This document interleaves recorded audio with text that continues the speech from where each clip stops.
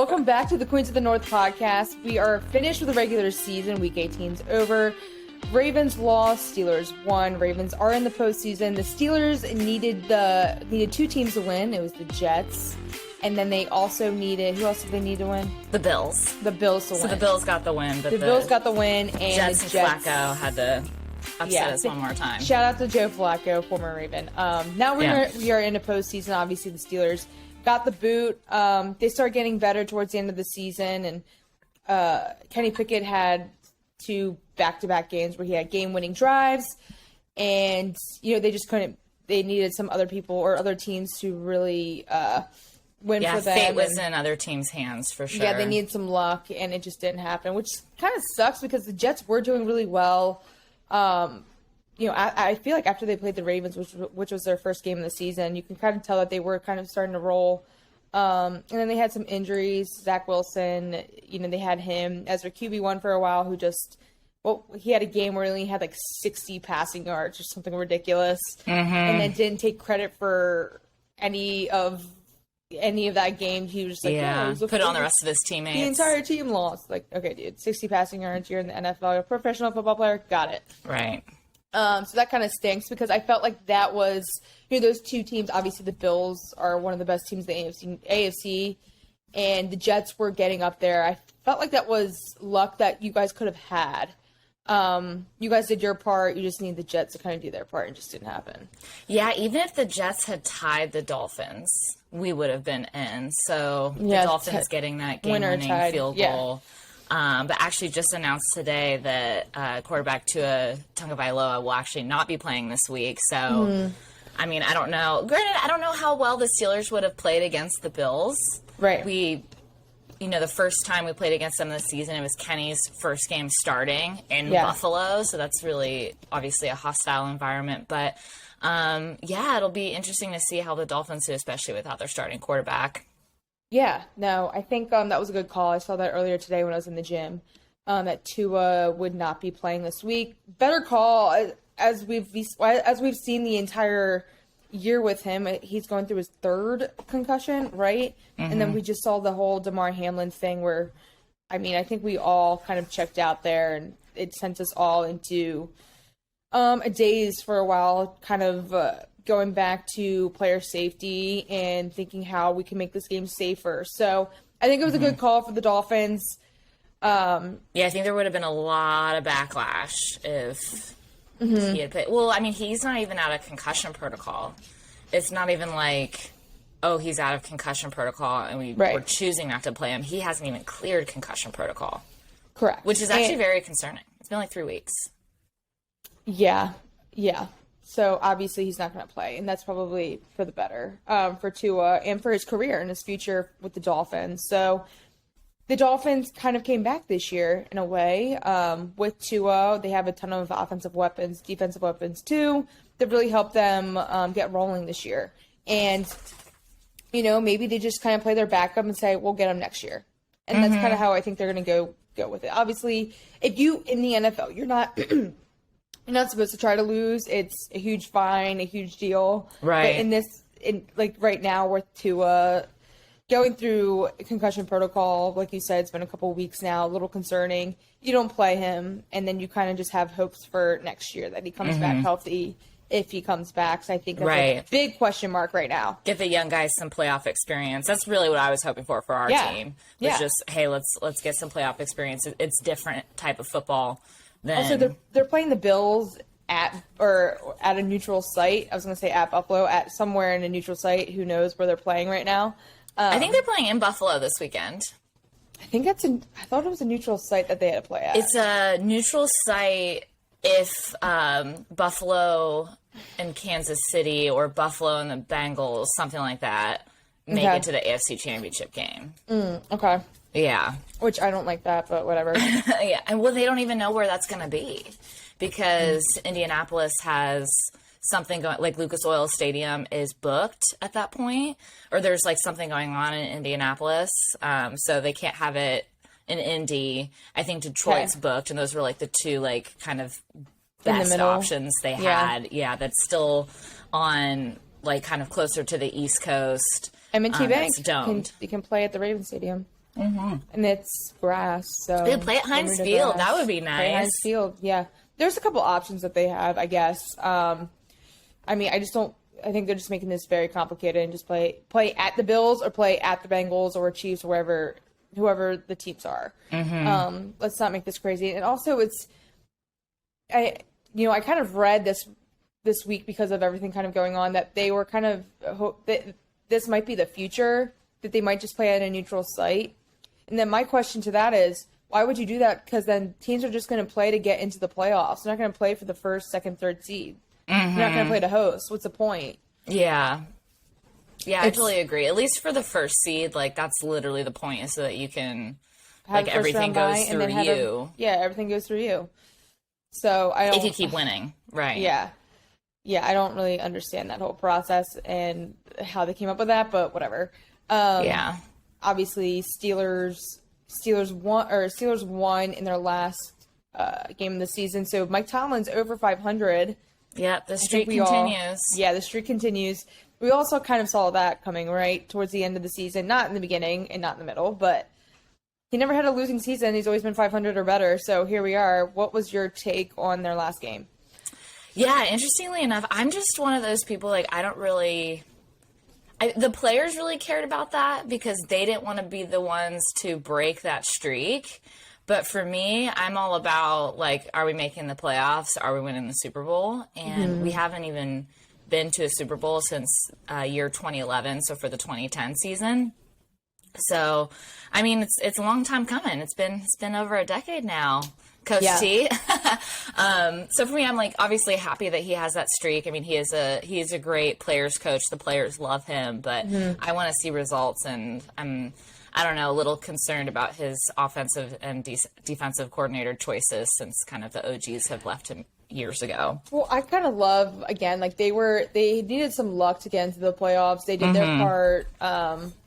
And, you always have those too early questions that they have. Like, what are you going to do about your OC? I don't know. Like, we just lost. Like, I don't know what we're going to do. What are you going to do about Kenny Pickett? What do you look forward to? Like all these questions where it's like, why are you asking these questions? Like, they just won. Like, they needed one other team to win. Like, they don't know what the future holds right now. They got to go through a process, see how probably interview Kenny, see how he thinks about Matt Canada this year. Because Ben Roethlisberger reportedly liked him and was happy with him. Yeah, I think Tomlin did say that in his presser that Canada, the team, offensively had improved and that Canada had improved. I think like the longer Kenny was in there, and he said it during his presser as well, that he was able to have more input because he didn't take any first team reps during camp. Right. He didn't take any first team reps during the first few weeks of the season. It wasn't until he had come in at halftime that one game. After that is when he started getting first team reps. So at that point, he's catching up on the playbook, trying to get comfortable, So during the season, he was able to put in more input. I think that's why we saw kind of the improvement in the offense. I am concerned about play calling. Like, same thing with you, with the Ravens and Greg Roman. It's like, what? Like, why are you calling that in this situation? And I'm not a football coach, so I'm not going to pretend to know more than Matt Canada. But some things it's the writings on the wall. It's like, this is what you do in this moment, Yeah, and Kenny can run too. He can use. He his sure legs. can. He's not like Lamar Jackson, Kyler Murray, Justin Fields, but Ben Roethlisberger. I mean, you needed 4 guys to bring him down. He wasn't running. He stayed in the pocket. So what are you saying? White men can't run? I'm saying big fat men can't run. Just kidding. But Kenny Pickett can run. So he sure can. He can run. And he's not like Joe Flacco. There's a couple times I remember watching him try to run. He couldn't run. Same with Tom Brady. I'm like, Tom Brady too. Not. Tom Brady too. Brock Purdy, he can use his legs a little bit. Not as good as Kenny Pickett. Mr. Irrelevant. Mr. Irrelevant. There's a lot of promise for the Steelers coming up next year. Again, we're going to talk about the AFC North, how good they're going to be this upcoming year with the Bengals, Ravens, the Steelers, and Browns are irrelevant in my mind. So, yes. Now, so the Ravens play the Bengals. They travel again to Cincinnati. They might as well have just stayed up there, but whatever. I know, honestly. I think if it was a West Coast game, they probably would have stayed out there. That would have Probably. been smart. The Dolphins did that when they played. I think it was the Rams and the 49ers back to back. Oh, yeah. It's just too much. Yeah. Too many time zone changes, you know. Yeah. Too much traveling. You gotta, just like you said, too much to put into. Yeah.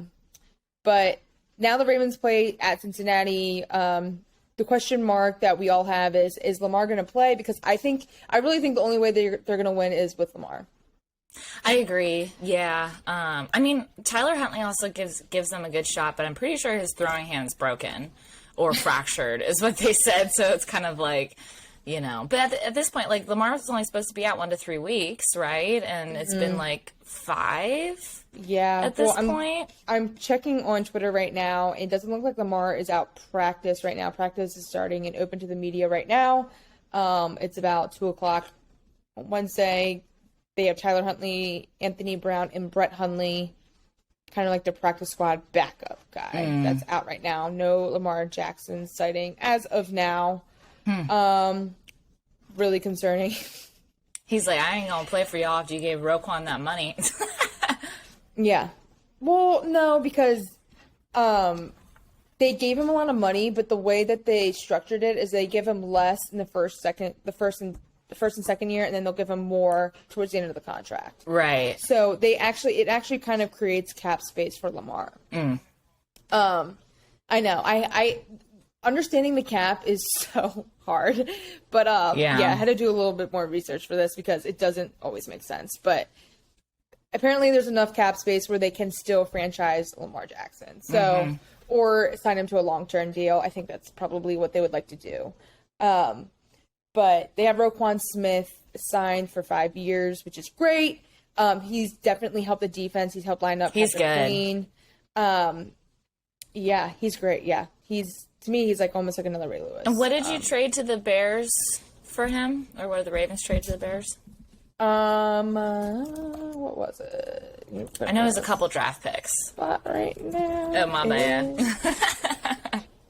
I couldn't remember. It's been so long ago. This season's so long. I know. 2nd and 5th round pick in this year's draft. Really? Okay. Nice. Ooh, the Bears are just suffering, aren't they? Yeah. Because the Steelers traded Claypool to the Bears for like their first second round pick. So they might have had another second round pick from somebody else. And because Miami gave back the pick because of the tampering, so the Bears pick number 1, and so then Steelers get number 32. So Steelers basically get 2 first round picks this year. Yeah, pretty much. Yeah, that's good. I mean, good for you guys, I guess. Great for us, yeah. We're resting. Cool. We're getting ready for next year. Yeah, good job, I guess. I don't know. Yeah, so the Ravens, when they acquired him in the trade, that was great. That was it helped their defense completely. He hasn't sat out any games, played, he was just like that was a great trade by the Ravens, and I think everyone's really happy with that. But I think they also would have liked to have acquired some kind of wide receiver in a trade too, which I think we've all seen, especially the past month, how badly the Ravens need a wide receiver or two or something. Devin Duvernay and Rashad Bateman are both injured. They have Deshaun Jackson, they waived Deshaun Jackson. They have Demarcus Robinson. Just some of these guys that they do have are just not playmakers for them. Right. Yeah. Just switching tough. in the draft. Yeah. Tough. Yeah. So Ravens will be heading to Cincinnati. We'll see. As of right now, it doesn't look like Lamar is practicing. Who knows what Thursday and Friday will look like. I'm at least hopeful that Tyler Huntley is available enough to play, healthy enough to play, because I think he's going to be our best option. Right. I think it's very clear in Baltimore that the Ravens are probably not likely going to the Super Bowl. I mean, do you think you can get past the Bengals, or do you think it's pretty much one and done? If the Ravens beat the Bengals, I think it's going to be the second coming. And I believe that because let's just say Lamar's not playing, either Tyler Huntley or Anthony Brown. Like Greg Roman in the playoffs doesn't really have a great record. He doesn't really stick to the game plan. He gets away from it. And the run game is something that's been working, and they kind of gone away from it in the past several games. So, I would love to see more J.K. Dobbins. Gus Edwards had a head injury, which he was in concussion protocol for the game on Sunday. So hopefully they get him back, but he's got to follow 5 steps to get back on the field. Right. Kenyon Drake, I felt like had a good enough game, but he's no Gus Edwards. So if they can stick to some kind of run game, and hopefully Tyler Huntley can contribute to that if he is the quarterback on Sunday. Because him and Lamar are very similar in that way where they can both run. Lamar's more of a game changer by far. But Tyler Huntley does have some legs and some movement where he can run the ball a little bit. Maybe bring back RG3. Dude, bite your tongue. No. No. He's great. I love him on as a little analyst, as a commentator. He's fun. But did you see him on what was that, Saturday, when his wife, I guess, called that she was in labor? Yeah, they were like, "Dude, what are you doing?" And then he's like, I gotta go. Yeah, like he had stepped to the side. He did this all on air, live television, and then his wife wasn't even in labor yet. Oh, really? Oh, I didn't know that. They posted a picture. It was like, "No, I'm not in labor. False alarm or something." It's like, come on, dude. Like, that's RG3 to me in a nutshell. Dang, I really enjoyed that story. I thought it was cool. I don't know. Oh, well. I don't know. Well, who do we think on the AFC side will make it to the Super Bowl? I'm going to go with the Bills right now. I said that in the beginning of the season. Or actually, I said that probably towards the end of September because I really thought the Ravens, this was going to be their year because I felt like they had they had everything when it came to, I mean, they needed another wide receiver, obviously, but, they drafted another tight end where we thought they were going to bring back a 3-headed monster like they had in 2019. Having J.K. Dobbins back, Gus Edwards, having a lot of their guys that were hurt on defense last year come back. I really felt like they had everything to make for a good Super Bowl team. And instead, like, my feelings started shifting towards the Bills. Because I felt like the Bills have something similar too. They really have everything on offense, defense, and special teams. But they also have something to play for now, where it's like that Cinderella story, where it kind of happens in that way. Yep. So I think from the AFC, we're going to see the Bills go to the Super Bowl. Yeah, I agree totally. Watching Josh Allen's presser after they beat the Patriots over the weekend, it's just so strange. Like, you just can't write this stuff up. You know what I mean? It's almost like the universe, the football gods, like puts this stuff into play. The last time the Bills had a kickoff return for a touchdown, it had been 3 years and 3 months. Yeah. Isn't that wild? It is wild.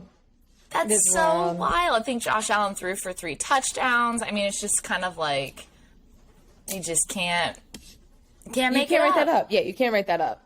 Yeah, any better than it was. So, I think we all kind of felt the chills in the stadium, whether you were there or whether you were watching the game. So when I was watching the game, I definitely felt some chills, and it was just, I am a big believer in my faith in God, and I believe that was very faith-driven, God-driven, timely. Intervented. Yes. Yeah, absolutely. Which is very weird, but that's kind of why I'm rooting for the Bills if the Ravens get the boot this week.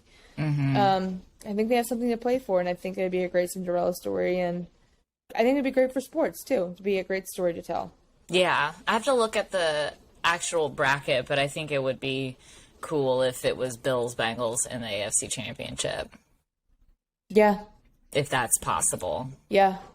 Yeah. I mean, Patrick Mahomes in the playoffs, I feel like is a different guy postseason. Oh, yeah. Joe Burrow, I felt like he's kind of kept his head down all year long and just kind of let his game kind of speak for itself. It is sadly not possible, but they can play each other next round. So that's likely what's going to happen. Okay. So we'll see. Yeah. We'll see what happens with that. But yeah, I mean, Ravens, we'll see how it goes. There's a long, the headline going around right now is Lamar has a long shot to play on Sunday. So, Jesus, what the heck did he do? yeah. Oh, well. Well, on the NFC side, so the Eagles got the number 1 seed. Very interesting. I mean, we got Cowboys, Bucks. I don't know if Bucks going to make it that far. Giants, Vikings, and Seahawks, Niners. Who do we think out of those teams are going to make it to the Super Bowl? Again, I think it's another Cinderella story. So I would love to see the Niners, to see Brock Purdy, Mr. Irrelevant, take the 49ers to the Super Bowl. Mm-hmm. You know, it's kind I'm of about it. like everyone, the Eagles have been one of the best teams this year. I think the Cowboys are a joke. I think they're going to choke against the Buccaneers on Monday Night Football. The Hopefully 49ers not, Jesus. That would be terrible. The Seahawks, the Seahawks kind of know, like, they're playing when they play on Saturday, it's not going to be easy. It's definitely going to be very challenging for the Seahawks. Right. I would love to see Brock Purdy kind of win it for the 49ers. Why not? Mr. Irrelevant? That'd be cool. Yeah, I'm curious to see what they would do because eventually I think Jimmy G will be ready to come back. So I'm curious if they did make it to the NFC Championship, if they did make it to the Super Bowl. Mm-hmm. Would you just run with Mr. Irrelevant, or are you bringing back Jimmy G? I mean, it's a tough question because Jimmy G got you up to a certain point, but Brock Purdy's definitely holding his own. He's playing pretty well. He's holding his own. He's getting you a ton of fantasy points too. So I know, right? There you go. Yeah. And Jimmy G, so they said he could come back in the postseason, but he's not going to be 100% healthy. It's like, why would you go with him if he's I mean, he was 100% healthy, but if he's still kind of not, his knee's not 100%. So I would go with Brock, is healthy and who has been winning, and the team has confidence in him. It's almost like a shift change in energy if they bring back Jimmy G for the postseason. It's like, thanks, Brock, you did your part, but we're going to put back the guy that we just paid. Why would you do that? It's a completely shift in energy. Yeah. I think they should go, if they make it that far, they should go with Brock. And then if he runs into some trouble, then that's maybe when you bring in Jimmy G. Yeah. In the middle of the game. I agree. Have him suited up. Have him ready. Mm-hmm. Why not? Yeah. I mean, they're playing the Seahawks. And the Seahawks, I mean, they're lucky that they're even in the postseason. Yeah. I mean, the Lions helped them out there for sure. Mm-hmm. They had some help. No one's really saw Geno Smith being that leader, being that quarterback this year. I think we all thought they were going to be 3-16. I think we thought the Broncos and the Seahawks would 14. have kind of traded places. I think everybody thought before the season the Broncos were definitely on the let's ride mantra and that the Seahawks wouldn't be very good. But hey, I mean, Geno also, like, I think he became like the third quarterback in Seahawks history to like throw for 4,000 yards in a season or something like that. Jeez. Okay, good for him. He's got some accolades that like Russ never attained in his time in Seattle, like in one season. So that's like pretty impressive. Yeah. Good for him. Good for Geno. I think no one really saw that coming. You like a good underdog story anyway, right? Like, I said in the beginning of the season, Russell Wilson is not going to lead that team. There's no way the Broncos are going to be that team with Russell Wilson. I think he's overrated.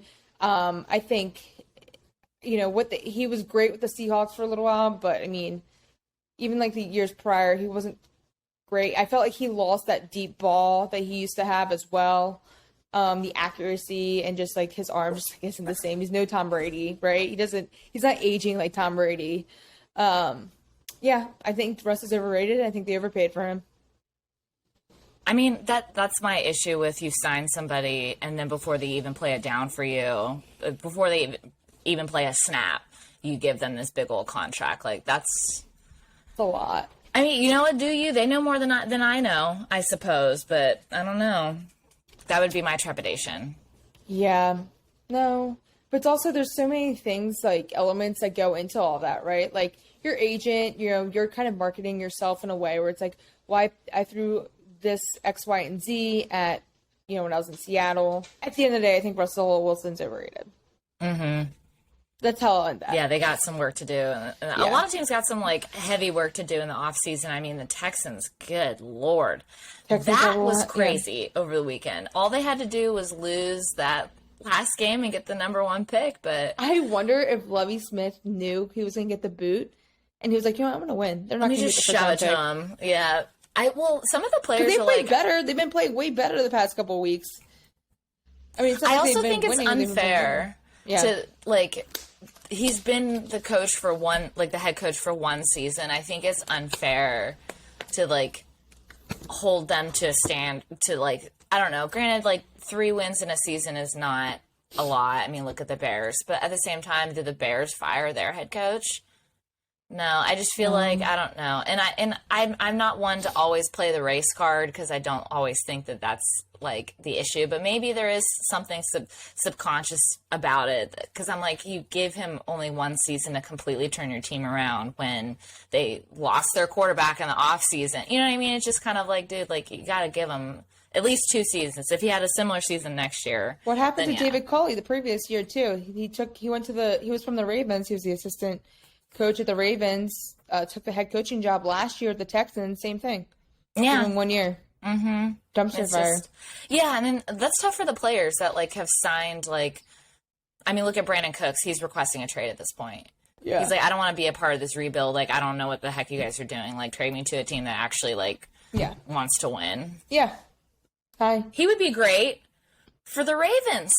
I wouldn't mind taking him. I don't want to give up too much for him, but I wouldn't mind taking him. Yeah. And see what he has. Yeah. Absolutely. That'd be a good little option for y'all. Mm-hmm. Oh, yeah. Oh, yeah. I'm going to yell at my dog. This is how my A lot going on in this episode between my alarm, the hash brown, your dog, my dishwasher. Great. I know. Lots of interruptions. It's fine. That's okay. It's fine. Yeah. We're enjoying. This is the playoffs. We're lucky to be here, right? Oh, no, we're lucky to be here. You're not. It's fine. We're so maybe close. Next year. I will say, like, there are games we should have won. We should have beat the Jets. The game where we, like, almost caught multiple interceptions against the Dolphins. That's a game we maybe could have won. We should have beat the Patriots. So I predicted before the season that we would be 10-7. We ended up 9-8. 10-7. Yeah. Really? That's what I predicted before the season. I'll roll back the tape. And we ended up 9-8. So I'm like, not far off. No, you're not far off. If we had won one more game, that we should have won. A lot of people, like, speculate, oh, well, why didn't we start Kenny right away? And I'm like, you know what? I think it might have helped him. Hindsight's 2020, though. It sure is. You know, it's the same thing. Patrick Mahomes, when he was drafted, he didn't play that first year. Right, he sat back and watched. And I think that's the best way to go. You know? Every great quarterback, and I'm just thinking in my, like, fandom history, so this does not precede the 90s. Every great quarterback in my lifetime has had an opportunity to sit behind another great. Aaron Rodgers had to sit behind Brett Favre. Tom Brady had to sit behind Drew Bledsoe. Yep. Big Ben had to sit behind Tommy Maddox, you know, and I don't even know about Peyton Manning. Did he have to sit behind somebody? That's a little bit before my time. But, you know, I think that, like, even though it was just a couple games, Mitch Trubisky's not a great quarterback by any means, but I think that made Kenny more hungry to do better. I don't know. Hindsight is 2020. Sure. I mean, hungry or just, I think Kenny Pickett has a ton of talent. So, and I think he belongs to the NFL. I think after seeing this year, his first year, you know, with an OC that had a lot of questionable calls, playing behind Mitch, I guess it wasn't a huge transition. I mean, going from college to the NFL is definitely a big transition, but I mean, he knows the area, he knows the stadium, he knows practice facility. He already knows Mike Tomlin. You know, there's a lot of things that were already familiar to him that made it really easier to transition rather than, you know, Lamar came from Louisville, like probably has never been to Baltimore. He knows a ton of people from Florida that were on the Ravens, but not anymore. You know, another case, he had to sit behind Flacco for a little bit. For like 6 games, yeah. Yeah. I mean, he didn't start right away. Right. I think in this scenario, like Burrow, he is a great quarterback, I would say, and I don't think he had to sit behind. Oh no, did he have to sit behind Andy Dalton? No, he was gone by that point. Yeah, Justin Herbert had to sit behind Tyrod Taylor for a couple games until he got hurt. I mean, Yeah, and I think that's the way to go for a good transition for rookie quarterbacks. Well, I think the Ravens, depending on if Lamar plays or not, that's who's going to win. That's how it's going to go down. I think if Lamar plays, I think they have a better chance of winning. If he doesn't play, I think they're going to lose. Well, hopefully he practices tomorrow. I don't know what the heck he's doing. It's been wild, dude. I know. He hasn't stepped foot on the field since September 4th, so that's great. Yeah. But, okay. I mean, anything else from you, Drew? Anything else, Sandy, that you would like to tell our folks at the ranch about the Steelers? I know the Steelers are your favorite team. She would like to say that she's very excited for next season and hopes that we draft Jordan Addison and then an offensive lineman with the next pick. Otherwise, we'll watch the Ravens lose this weekend to the Bengals. And it should be a fun weekend. Yeah. Sounds good. All right. Well, I'm Gabby DePaulo, Drew Jones, and that was your postseason recap of the Queens of the North podcast. Well, Ayo. Maybe we'll see you next week. Yeah. Hopefully we'll be back. All right.